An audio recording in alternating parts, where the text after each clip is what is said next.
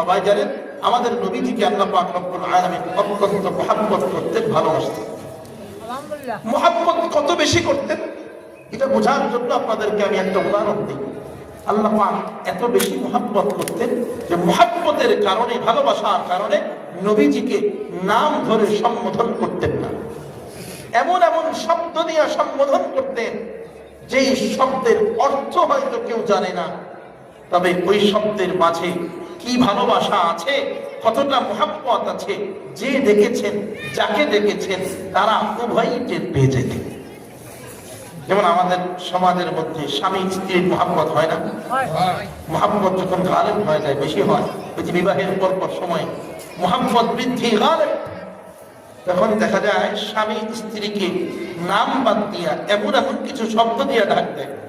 আপনি পাশে দাঁড়ায় আছেন, কারে ডাকছে টের পাবেন।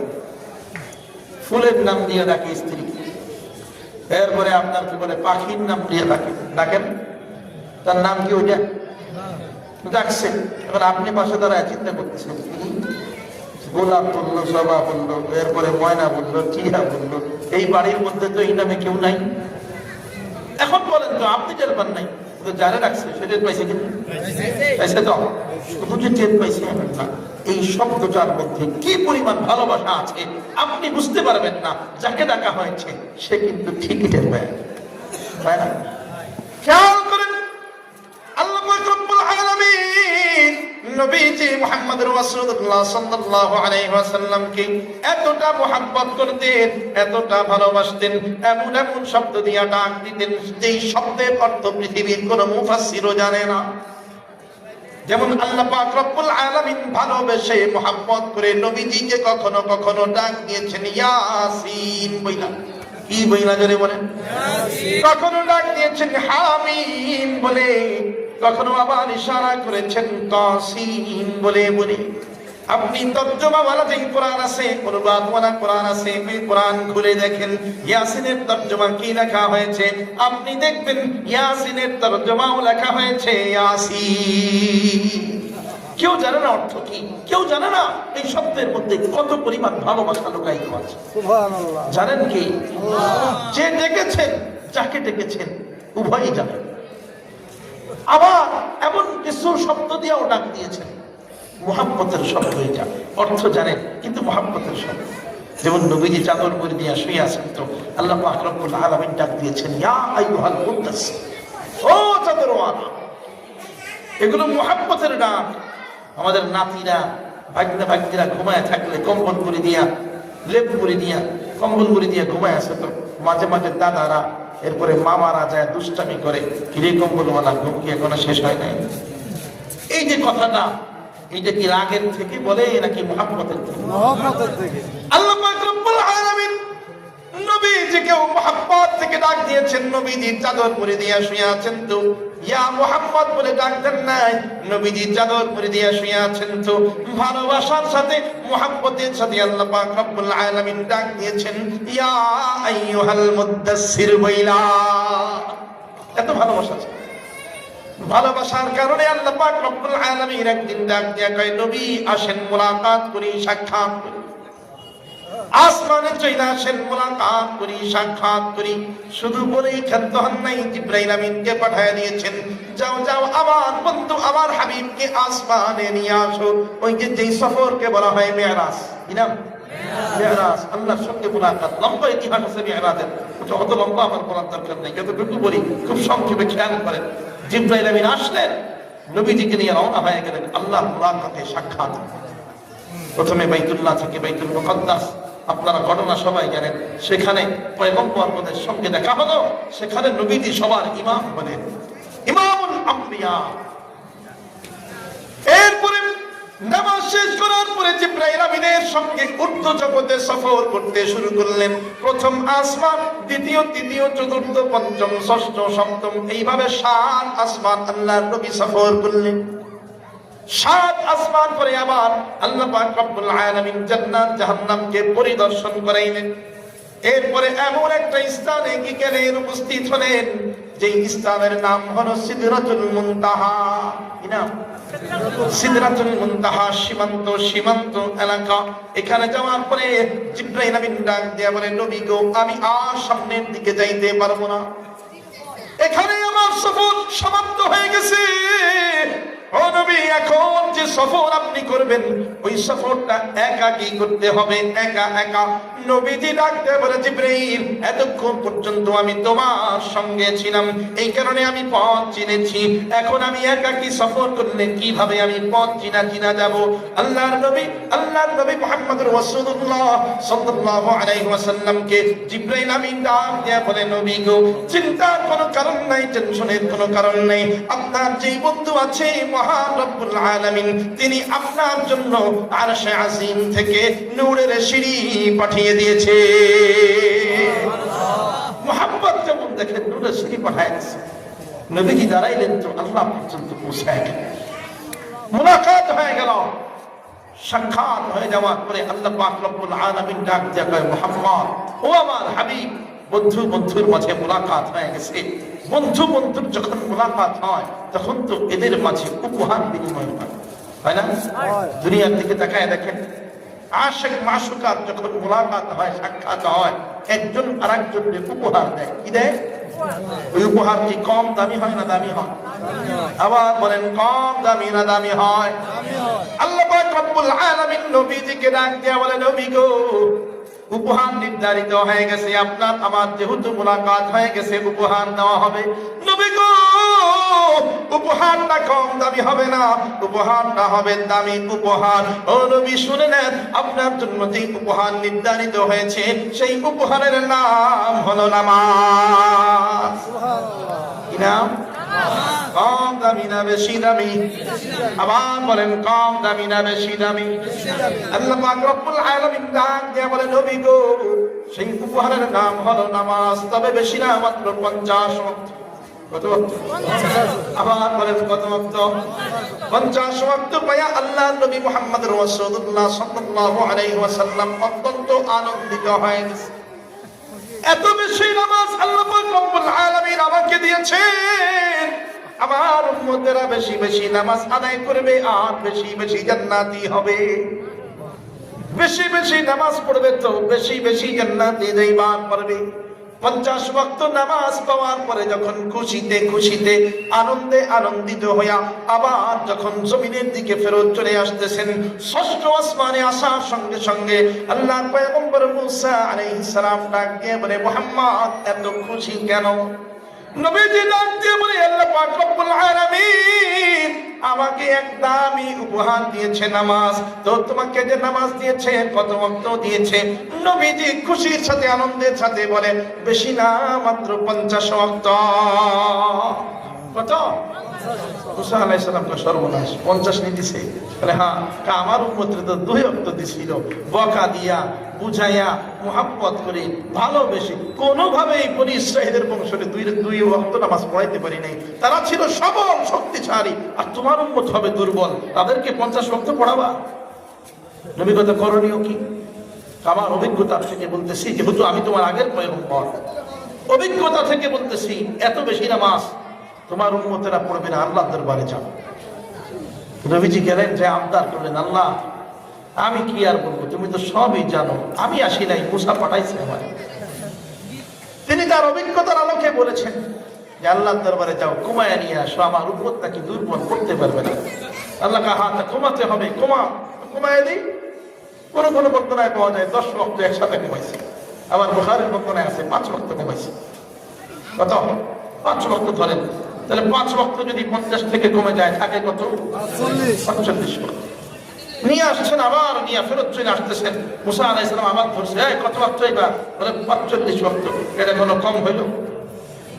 এটাও তো পড়তে পারবে না। 50-45 তো প্রায় কাছাকাছি। আবার যাও, এইভাবে চাইতে চাইতে এক বন্ধনায় পাওয়া যায় 7 বার খেয়েছে, আর এক বন্ধনায় পাওয়া যায় 5 করে কমাইছে, তো 9 বার খেয়েছে। কতবার? যাইতে যাইতে এক কথা বুঝে নেন, একাধিকবার গিয়েছে। যাওয়ার পরে এবার আসে মাত্র 5। কত? আবার বলেন কত? হয় নাই, জোরে বলেন না কত? 5 ওয়াক্ত নিয়ে যখন আবার মুসা আলাইহিস সালামের সন্নিকটে এসে হাজির হয়ে গেছে, মুসা আলাইহিস সালাম ডাক দিয়ে বলে, মুহাম্মদ, এইবার কত ওয়াক্ত বলে 5 ওয়াক্ত আছে। মুসা আলাইহিস সালাম ডাক দিয়া বলে না না এতেও হবে না, আরো কমায় নিয়ে আস। নবীজি ডাক দিয়া বলে মুসা 50 থেকে কমাইতে কমাইতে 45 কমায় ফেলেছি, মাত্র 5 ওয়াক্ত আছে। এরপরেও যে আবার আল্লাহর দরবারে যাইয়া তোমাদের জন্য আবদার করব, আমার নিজেরই তো লজ্জা লাগতেছে। 5 ওয়াক্ত থেকে কমাইলে আর থাকবে নাকি? 50 থেকে কমাইতে কমাইতে 45টাই কমায়া ফেললাম। এইবার আমি আর আল্লাহর দরবারে যাইয়া আবদার করতে পারবো না। এইদিকে অন্তরের মধ্যে ব্যথা। আল্লাহ পাক রব্বুল আলামিন এত পরিমাণ ইবাদত দিয়েছিলেন, এত নামাজ দিয়েছিলেন, কমায়া ফেললাম। আমার উম্মতেরা যদি বেশি বেশি করে নামাজ আদায় করত, তাহলে আমার উম্মতেরা বেশি বেশি করে জান্নাতি হতে পারত। এখন তো ইবাদত কমে গেল। আল্লাহ পাক রব্বুল আলামিন ডাক দিয়া বলে নবী গো, মনটা বুঝি খারাপ হয়ে গেছে। নবীজি ডাক দিয়া বলে আল্লাহ ইবাদত তো কমে গেল। আল্লাহ পাক রব্বুল আলামিন ডাক দিয়া বলে নবী গো, মন খারাপ করার কোনো দরকার নেই। আপনার উম্মতের জন্য ঘোষণা শুনে নেন, আপনার উম্মতেরা যদি ওই নির্ধারিত 5 ওয়াক্ত নামাজ বা জামাত আদায় করতে পারে, 5 ওয়াক্ত নামাজ যদি ওয়াক্ত অনুযায়ী আদায় করতে পারে, তাহলে আমি আল্লাহ ওই 5 ওয়াক্তের বিনিময়ে তাদেরকে 50 ওয়াক্তের সওয়াব দান করে দেব। والليل में जुल्फ मोहम्मद का तरन्नुम والشمس में रुखसार ये अहमद का तरन्नुम والفجر में है सुबह रिसालत की बिशारत والعصر में है ज़ोहर नबुव्वत की बिशारत हर फूल में है रूह मदीना का तबस्सुम शाखों के लचक में कद आहता का तकल्लुम यासीन से मौला ने कभी उसको पुकारा हामीम को भी और को भी तासीन इशारा ये रमज़ है कुछ आशिक़ माशूक़ के माबैन समझा है जिन्हें खल्क़ में एक सरवर कौनैन समझा है जिन्हें खल्क़ में एक सरवर कौनैन पहले निराला ही गो नबी पहले निरालाए पहले निराला ही गो नबी पहले निरालाए ওই কপালে চুমু খাবো ওই কপালে চুমু খাবো তোমার ছোঁয়া লাগবে গায়ে পহলে নিরালাই গো নবী পহলে নিরালায় পহলে নিরালাই গো নবী পহলে নিরালায় সবাই বলেন সাল্লাল্লাহু আলাইহি ওয়াসাল্লাম। আবার বলেন দিল থেকে মুহাব্বতের সাথে বলেন জোরে সোরে বলেন। তাহলে খেয়াল করেন আল্লাহ পাক রব্বুল আলামিন নবীজিকে মুহাব্বত করে নামাজ উপহার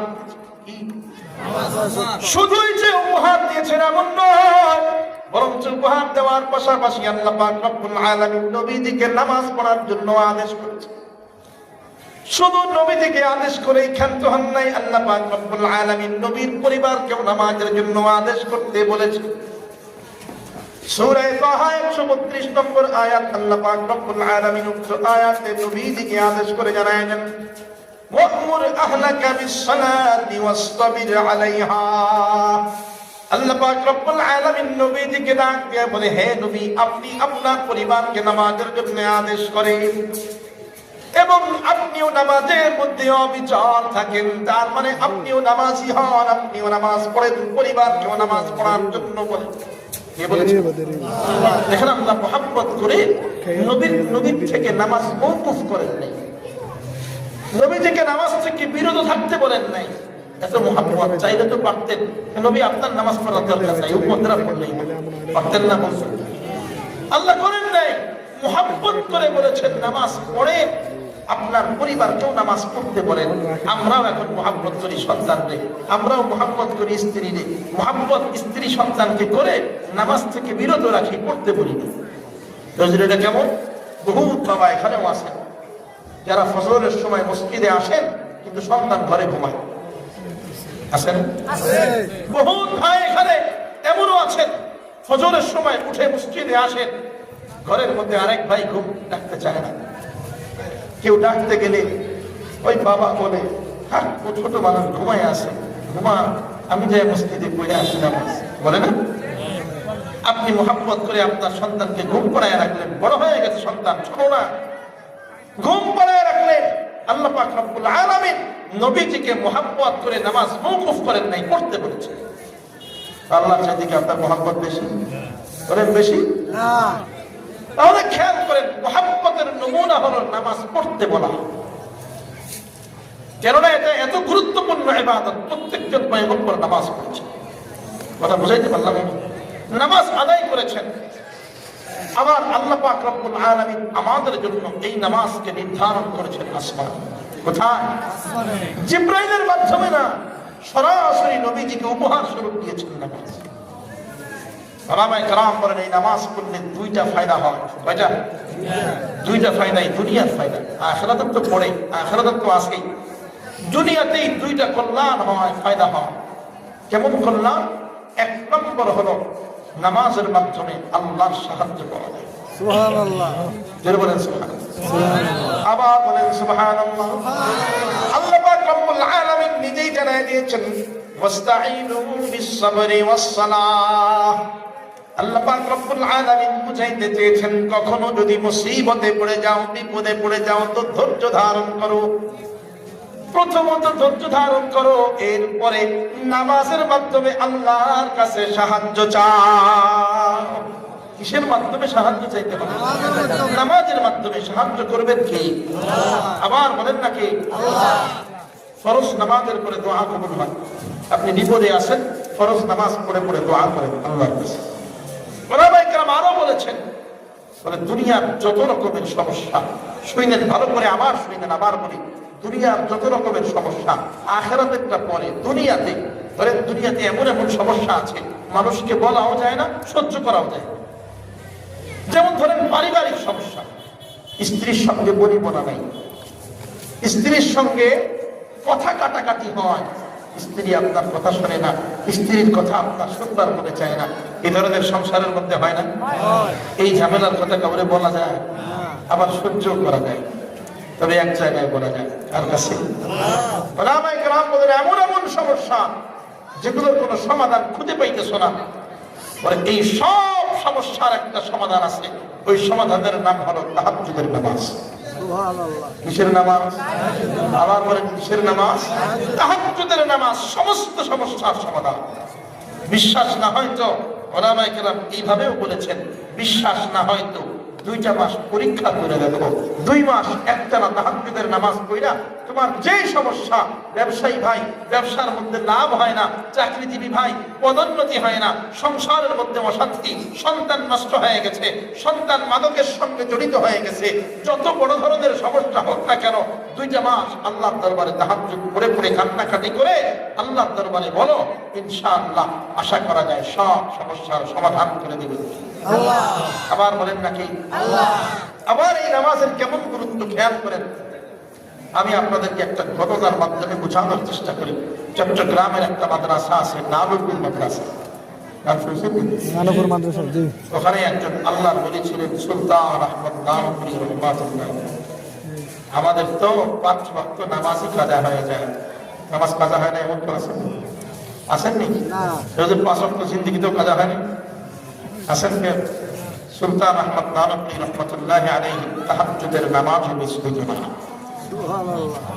আল্লাহর এত বড় একজন ওলি ছিলেন। আল্লাহর ওলি যারা এমনি এমনিতে ওলি হয় নাই, এই তাহাজ্জুদ পড়ে পড়ে ওলি হয়েছে। আমাদের একজন শিক্ষক ছিলেন বসুন্ধরা মাদ্রাসা, এই জন্য যখন বলে বসুন্ধরা মাদ্রাসায় পড়ছেন ভালো করেছে আছে, ওই জন্য আমার সাথে খাইছে। তো ওখানে একজন শিক্ষক ছিলেন বসুন্ধরা মাদ্রাসা, বৃদ্ধ হয়ে গেছে, বয়স 80-85 প্লাস। দেখেন আমাদের অনেক অজুহাত আছে, মাজা ব্যথা, হুজুর মসজিদে আসতে পারি না, হুজুর সকালে উঠতে পারি না, সজাগ হইতে পারি না। আমাদের এই শিক্ষক 80-85 বছর বয়স হয়ে গেছে, বৃদ্ধ এতটা বেশি হয়ে গেছে, তো জবান দিয়ে কথা যেটা বের হয় ওই কথাটা মানে বোঝা যায় না, ভালো করে না শুনলে বোঝা যায় না। মাদ্রাসায় ওনারে বরকতান রেখে দিয়েছে, বরকত স্বরূপ রেখে দিয়েছে। যে শিক্ষক, ওনাকে দেখতাম কোনদিনও উনি তাহাজ্জুদের নামাজকে মিস দিতেন না।